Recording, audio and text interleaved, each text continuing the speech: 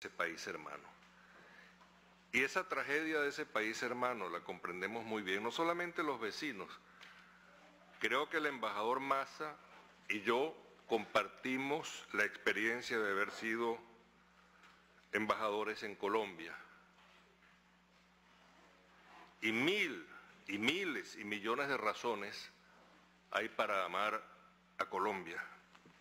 Y eso espero poder seguir demostrándolo hasta el final de mis días. Y por eso entendemos el sufrimiento de Colombia, de todos los colombianos, no de una clase, de todas las clases, de todos los colombianos.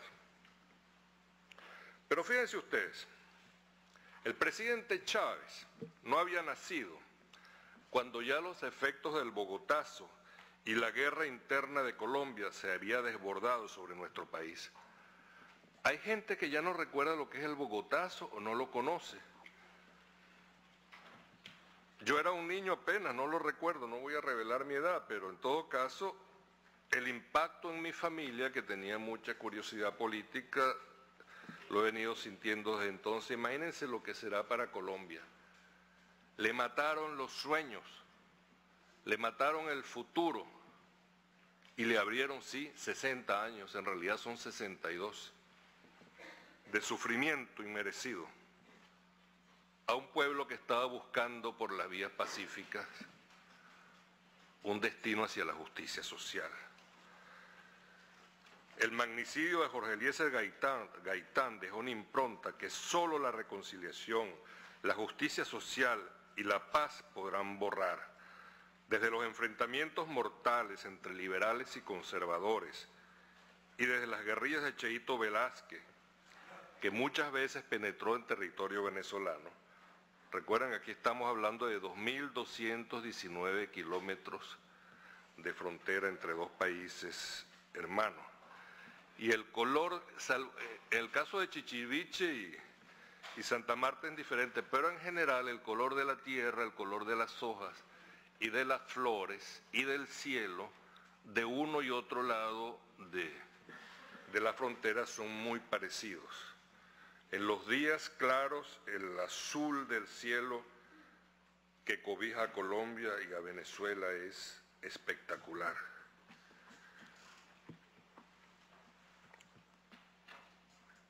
Desde las guerrillas de Cheito Velázquez hasta la FARC, los paramilitares y el ELN, la historia ha hecho de Venezuela la primera víctima de la violencia colombiana después de Colombia. Y si Colombia ha podido disminuir su sufrimiento, bienvenido sea ese progreso. Y si Colombia puede lograr la paz totalmente, bienvenida sea la paz. No es un sueño, no es una utopía. Hace algo más de 50 años,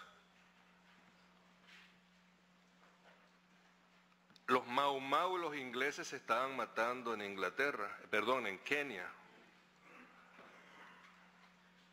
Fue una guerra terrible. Yo recuerdo de niño que nos presentaban películas con una visión espantosa sobre los Mau Mau, que eran los criminales, los bandidos o los bandoleros, y los ingleses los chicos buenos de la película. Pero más allá de la parte fílmica, el hecho es que se avanzó en la solución del problema político y el líder de los Mau Mau, Jomo Kenyatta, terminó siendo presidente de Kenia. Muchas cosas pasaron después y algunas de ellas muy decepcionantes en cuanto a los personajes, pero ya esa es otra historia que no viene al caso. Un estadista de los mayores del siglo XX, quizá de la historia, Charles de Gaulle, logró la paz que parecía imposible.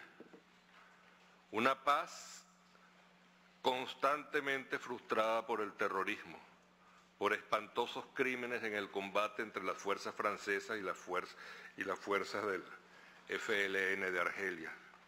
Y se logró la paz de Evian.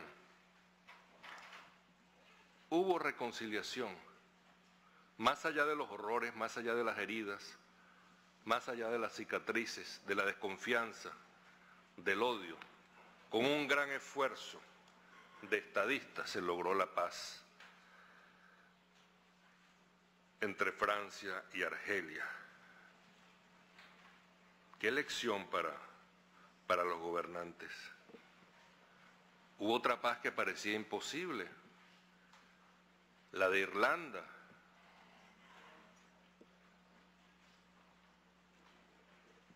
Una guerra secular entre católicos y protestantes, donde las posiciones más irracionales, hasta los límites de la estupidez humana, fueron superadas por una visión de estadista, con la intervención de los líderes católicos protestantes, del entonces buen estadista Tony Blair,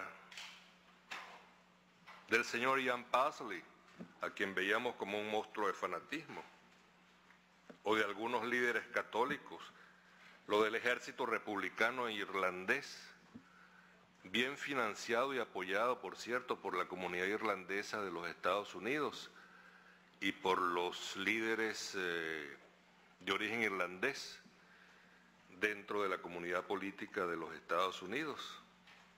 Incluso recuerdo que el jefe político del ejército republicano irlandés en alguna ocasión estuvo de visita en la Casa Blanca.